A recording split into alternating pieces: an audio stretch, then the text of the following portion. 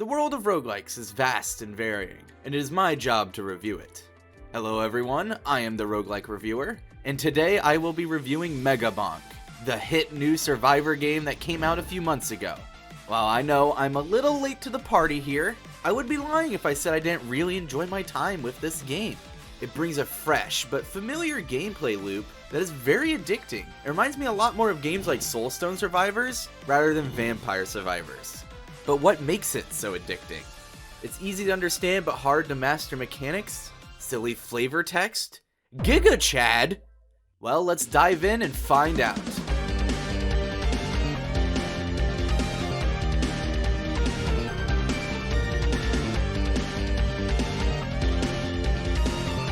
As always, we'll be starting with gameplay. After choosing your character, you get flung into a randomly generated map, where you must find and kill foes to level up and gain more weapons and tomes. These tomes each increase a unique stat, and the weapons, of course, give you a new way to defend yourself. Much like other Survivor games, you have a limit of how many you can have. 2 of each by default, up to a maximum of 4 of each. That, however, is where the similarities start to stop. You see, my first thought was, I wonder how you unlock the super weapons, and begun thinking about combos you need for that. However, you will not find any super weapons in this game, as it takes the route of just inflating your raw stats to the max. This is actually one of the things that separates this game from your average Survivor game. Another big thing is, while there is a timer for how long you can survive in a map, it is not your goal. Your goal is actually to find a Risk of Rain style portal and fight the boss, preferably before that timer ends. Cause once it does, an endless amount of ghosts will come to obliterate you. And while you will likely be able to hold them off for a short time, they will continue to grow stronger and stronger until they inevitably overpower you. Another similarity this game has to Risk of Rain is the map contains many shrines and chests to help you grow more powerful. The chests give you a wide variety of items, which will give you effects that range from stat boosts or damage over time effects, to exploding critical hits, and a damaging pulse when you heal. The right set of items can turn any great run into a busted one, or even save a doomed run if you get the right thing at the right time. In this way, the game feels more like a traditional roguelike than a Vampire Survivors-esque game. Chests aren't the only way to get items either. Maui heads and shady salesmen will also grant you items. Unlike the chests and the salesmen, which will require you to fork over some gold, the Maui heads are homies, and just give you them for free.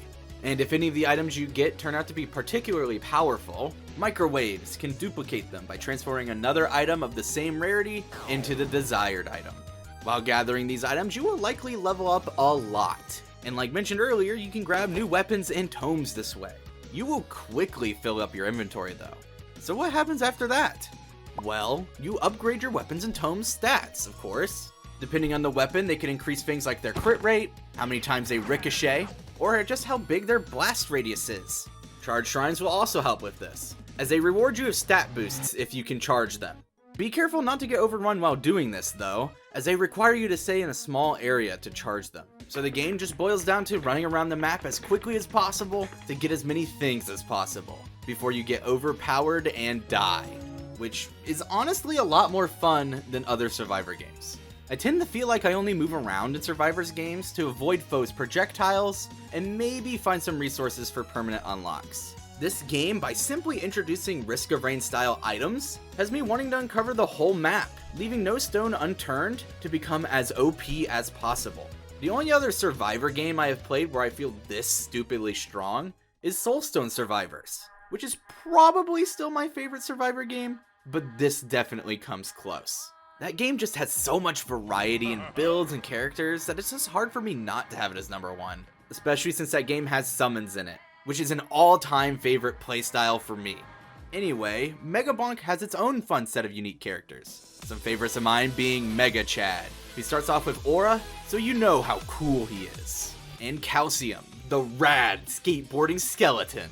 Unfortunately, both of these characters need to be unlocked first. But luckily, the unlocks, and as such the achievements, are for the most part pretty easy to unlock. Which, on a little side tangent, I love that the unlocks are tied to achievements. One of my biggest pet peeves for roguelikes is that the achievements for them tend to be extremely RNG. or some incredibly niche and specific challenge that you intentionally have to hunt for, which can take hours of resetting. And sometimes to me it just feels like the devs say, screw it, let's see what nonsense we can get our players to do.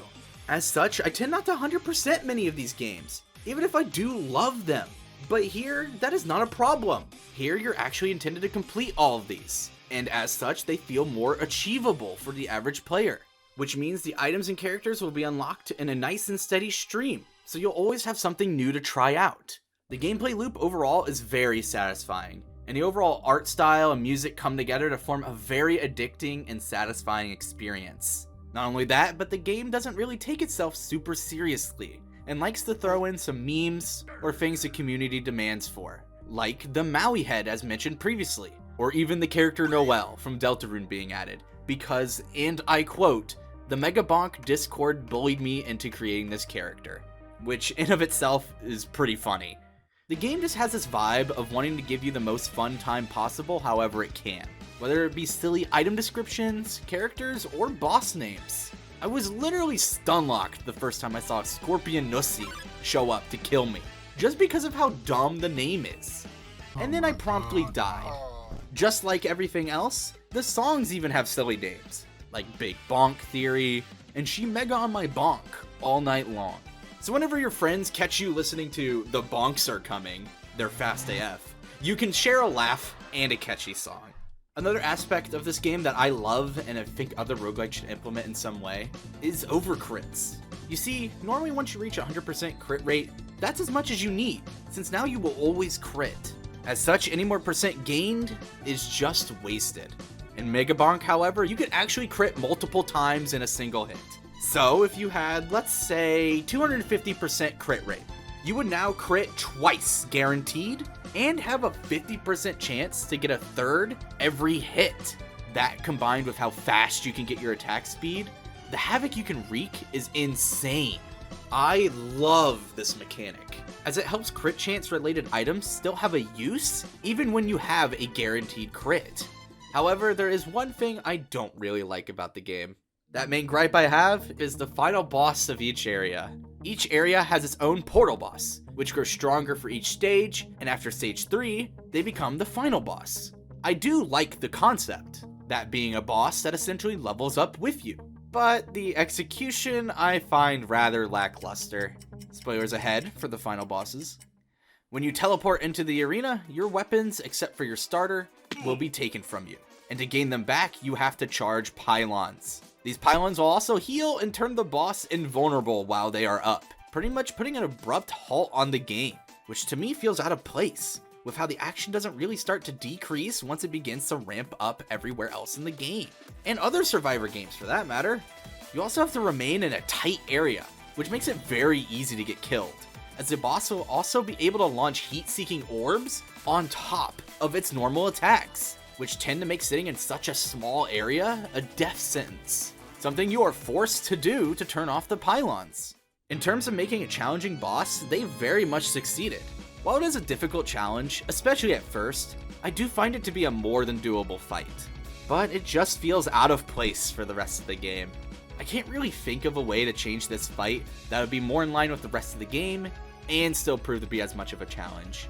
A game like this is very difficult to make a boss for, so I don't blame the dev that much for this feeling out of place. I and many others still really enjoy the game, and with how much you can do without ever fighting this boss, it can get away with being a little lackluster, as there are so many challenges, items, weapons, and characters to mess around with.